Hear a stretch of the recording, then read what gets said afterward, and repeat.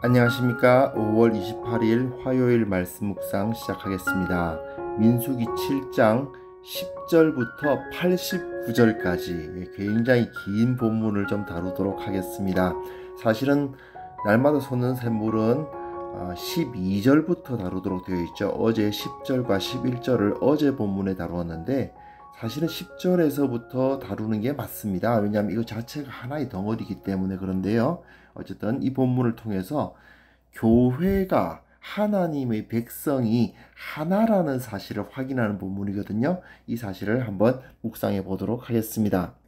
자, 지금까지 민수기가 이스라엘의 지파들이 어떻게 나뉘어서 어디에 배치되었는가에 대한 이야기가 나오고, 그리고 레위인들이 어떻게 나뉘어서 어떤 직무를 감당하였는가에 대한 이야기를 다 다루었죠. 동, 남, 서, 북의 순서로 나열되었고, 그 규모들도 조금씩 다 달랐습니다. 유다 지파가 가장 컸죠. 그런 것들, 또 레위 지파도 고핫, 게르손, 무라리의 순서가 있고, 고핫 지파가 가장 중요한 역할을 갖고 있었다라는 것도 우리가 다루었습니다.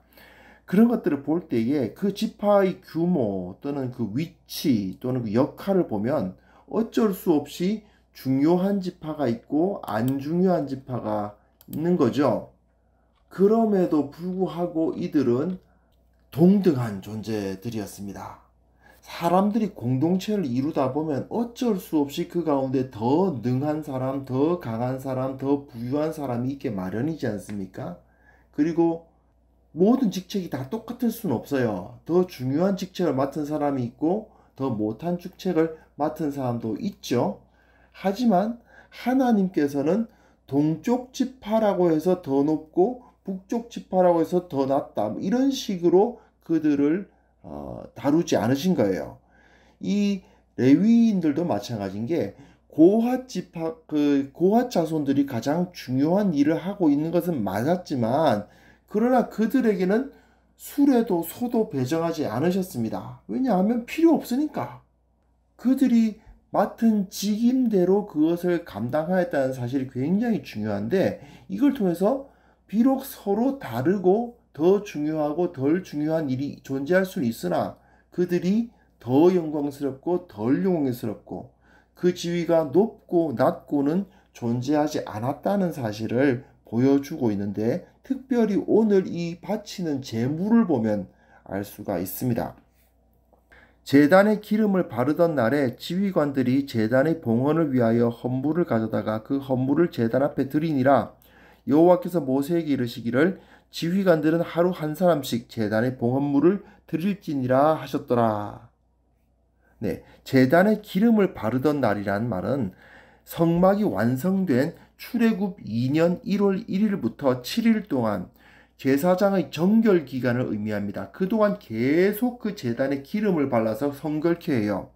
그 7일 동안 성소 안에 머물러야만 됐습니다. 1월 1일에 위임식을 갖고 7일 동안 성소 안에 머물면서 매일 숫송아지 한 마리로 속죄제 드리고 어린 양을 아침 저녁으로 한 마리씩 번제로 드려야 했습니다. 그 기간 동안에 또 1월 1일부터 매 지파에서 또 유다 지파로부터 시작해서 계속 한 지파씩 찾아와서 계속 제물을 바치는 거예요. 그 제물까지 다 드렸으니 상당히 제사장들은 바빴을 것 같습니다. 여하튼 그 제2년 1월 1일부터 12일까지죠. 매 그 지파가 하루하루 바쳤으니까 특별히 1월 1일부터 7일까지는 제사장들이 그 정결례를 가지는 기간이었고, 제8일에 아론이 직접 제사를 드리는 일이 있었고, 뭐 그날에 또 나답과 아비후 그 두 아들이 죽는 불상사도 생겼습니다만, 여하튼 그런 일들이 있었다는 것을 기억하시면서 본문을 보시면 좋겠습니다. 첫째 날에 헌물을 드린 자는 유다 지파 암미나답의 아들 나손이라. 그의 헌물은 성소의 세겔로 130세겔 무게의 은반 하나와 70세겔 무게의 은발이 하나. 이 두 그릇에는 소재물로 기름 섞은 고운 가루를 채웠고, 또 10세겔 무게의 금그릇 하나라. 그것에는 향을 채웠고, 또 번제물로 숫송아지 한 마리와 수양 한 마리와 1년 된 어린 수양 한 마리이며, 속죄 제물로 수염소 한 마리이며, 화목제물로 소 2마리와 수양 5마리와 수렴소 5마리와 1년 된 어린 수양 5마리라. 이는 암미나답의 아들 나손의 헌물이었더라. 네, 유다 지파의 헌물에 대해서 이야기 나왔는데요. 그 다음에는 제가 뜨문뜨문 썼습니다. 왜냐하면 똑같습니다. 둘째 날에는 이사갈의 지휘관 수알의 아들 느다넬이 헌물을 드렸으니 이하동문이에요. 이하동문. 그리고 24절에 셋째 날에는 스불론 자손의 지휘관 헬론의 아들 엘리압이 헌물을 드렸으니 이하동문. 넷째 날에는 르우벤 자손의 지휘관 스데울의 아들 엘리술이 헌물을 드렸으니 이하동문. 다섯째 날에는 시몬 자손의 지휘관 수리사떼의 아들 슬루미엘이 헌물을 드렸으니 이하동문. 예. 여섯째 날에는 갓 자손의 지휘관 드우엘의 아들 엘리아삽의 헌물을 드렸고, 일곱째 날에는 에브라함 자손의 지휘관 암미후스의 아들 엘리사마, 여덟째 날에는 므낫세 자손의 지휘관 브다술의 아들 가말리엘, 아홉째 날에는 베냐민 자손의 지휘관 기드온의 아들 아비단, 열째 날에는 단 자손의 지휘관 암미사떼의 아들 아히에셀, 열한째 날에는 아셀 자손의 지휘관 오그란의 아들 바기엘, 열두째 날에는 납달리 자손의 지휘관 에난의 자손 아들 아히라. 네, 이렇게 순서대로 헌물을 드렸는데 그 헌물의 내용은 완전히 똑같습니다. 그 지파와 지휘관의 이름을 제외하면 모두 똑같은 본문을 그냥 한꺼번에 그냥 이렇게 드렸다라고 하질 않고 일일이 다 쓰고 있어요. 똑같은 내용인데 그걸 하나하나 순서는 동남 서북의 위치 순서를 따르고 있고 그 규모와 위치는 차이가 있는데도 불구하고 성소를 섬기는 것에는 아무런 차이도 없었다는 것을 강조하기 위해서 누구는 써주고 누구는 안 써주고가 없어요. 똑같은 내용임에도 불구하고 일일이 다 써주고 있습니다. 그것을 통해서 이들이 온전한 헌물을 각자가 차이 없이 바치고 있다는 사실을 강조해 주는 겁니다. 그 헌물의 내용을 요약해 보면요. 130세겔짜리 은발 1개, 70세겔짜리 은발이 1개, 10세겔짜리 금그릇 1개, 그리고 이제 그 은반에는 이제 기름 섞은 고운 가루가 들어있고 금그릇에서는 향이 채워져 있고요. 번제물로 숫송아지 1마리, 수령 1마리, 어린 수장 1마리, 속죄제물로 수렴소 1마리, 화목제물로 소 2마리, 그리고 수양 5마리, 수렴소 5마리, 어린 수장 5마리. 그러니까 총 모아보면 소 2마리, 그 숫송아지 1마리, 수렴소 6마리, 수장 6마리, 어린 수장 6마리. 이렇게 똑같은 제물이 바쳐졌습니다. 이후에 다시 이것을 그 총과 총계를 내는데요. 똑같은 것이기 때문에 사실 총계를 굳이 낼 필요가 없는 것 같은데도 총계를 내고 있거든요. 본문 보겠습니다. 이는 곧 제단에 기름 바르던 날에, 제단에 기름 바르던 날에라는 말이 반복되어 있죠.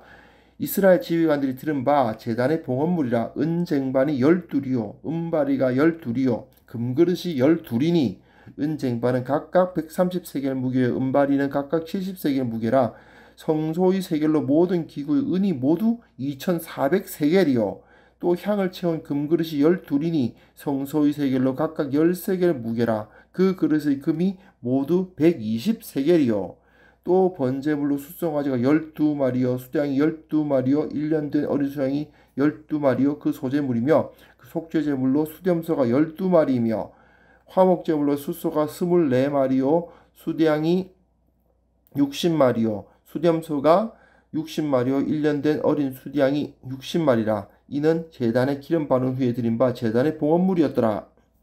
똑같은 내용이 일일이 기록되어 있었죠. 그리고 또한 그것을 총결해서 12, 24, 60의 12배수가 강조되어 있습니다.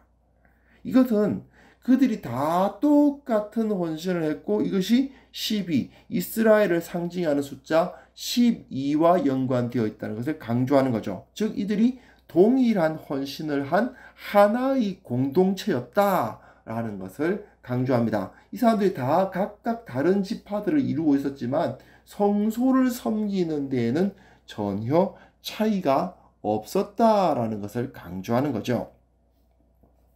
그리고 89절인데요.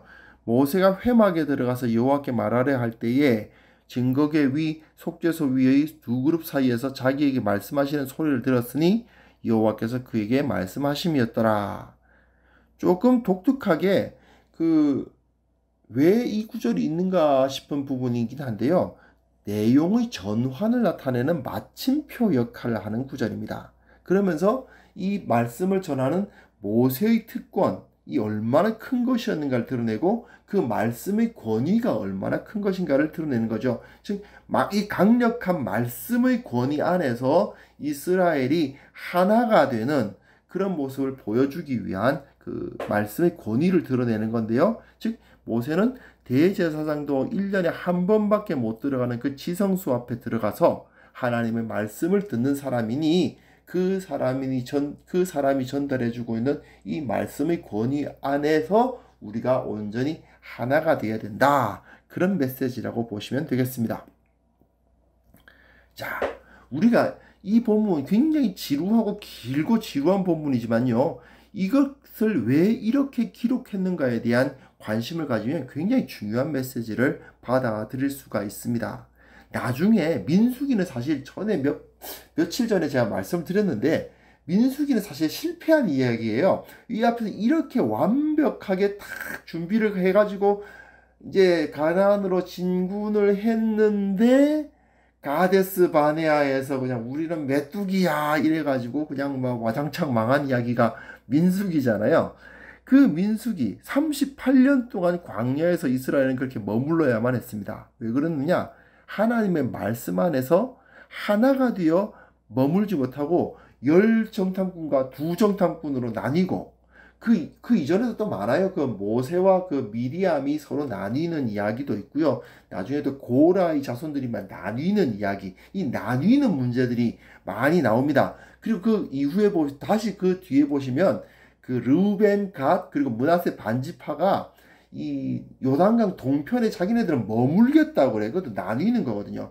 근데 거기서는 이제 물론 이들이 먼저 우리가 선봉에 서서 싸운 다음에 그 땅을 차지하지 않고 돌아오겠다라고 함으로써 나뉘었으나 나뉘지 않는 모습을 보여줌으로써 좋게 끝나는 부분이긴 하지만 여하튼 이 나뉘음의 문제가 민수기에서는 계속 반복되어 나옵니다. 근데 여기서 앞부분에서는 하나님께서 원하시는 바는 뭐였느냐? 이스라엘이 하나가 되는 것. 동등한 영광을 지닌 구성원들. 물론 그 지파의 크기도 다르고 구성원들도 다르고 레위인들은 맡은 직책도 다 다르지만 그러나 그들은 동등한 영광을 지닌 구성원이 하나가 되는 공동체가 되기를 원하셨던 거죠. 이게 이 민수기 앞부분의 그 이스라엘을 정비하는 내용의 본질적인 내용입니다. 그 메시지입니다. 교회 역시 마찬가지 아닙니까? 교회의 구성원은 각자 다른 은사를 지녔으나 하나로 연합할 수 있어야 되죠. 원래 교회의 힘은 그겁니다. 교회가 세상을 바꿔 나갈 수 있는 힘, 즉 이스라엘이 가나안을 정복할 수 있는 힘은 그들이 하나로 하나님의 말씀 안에서 하나로 연합하는 것이었고요. 교회가 세상을 하나님의 나라로 바꾸어 나가는 힘은 서로 다른 은사를 가졌으나 한 말씀에 의해서 한 예수 그리스도의 피와 그 몸의 동참함으로 말미암아 하나가 되는 것, 그것이 세상을 바꿔 나가는, 즉 세상을 정복해 나가는 힘이거든요. 교회의 능력은 거기에 있습니다. 이것을 우리가 다시 한번 확인하실 수 있었으면 좋겠습니다. 민수기의 말씀은 이스라엘이 하나 되기를 원하셨고 이스라엘이 동일한 헌신을 하기를 원하셨던 하나님의 마음을 나타내고 있는데 예수님, 우리 주님도 마찬가지였고 또한 사도 바울이 또 그 메시지를 우리들에게 던지고 있었음을 기억할 수 있었으면 좋겠습니다. 혹시 우리 가운데 하나 되지 못하게 막는 것이 무엇인지 돌아보시고 내 마음속에 하나 되지 못하게 하는 것들이 혹시 있는지 돌아보시고 그것들을 쳐내고 교회가 하나 되도록 하기 위한 최선의 노력을 다하는 우리 모두가 되었으면 합니다.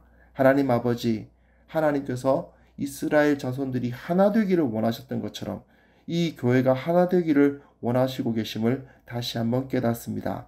내 마음속에 형제를 미워하거나 멀리하고자 하는 마음이 혹시나 없는지 돌아보는 시간 되게 하시고 혹시 그것이 있다면 온전히 회개하는 시간을 갖게 하시고 이 교회가 주님 안에서 하나 되게 하시고 한국 교회가 하나 되고 세계 교회가 하나 되는 역사를 일으켜 주옵소서. 예수님의 이름으로 기도합니다. 아멘.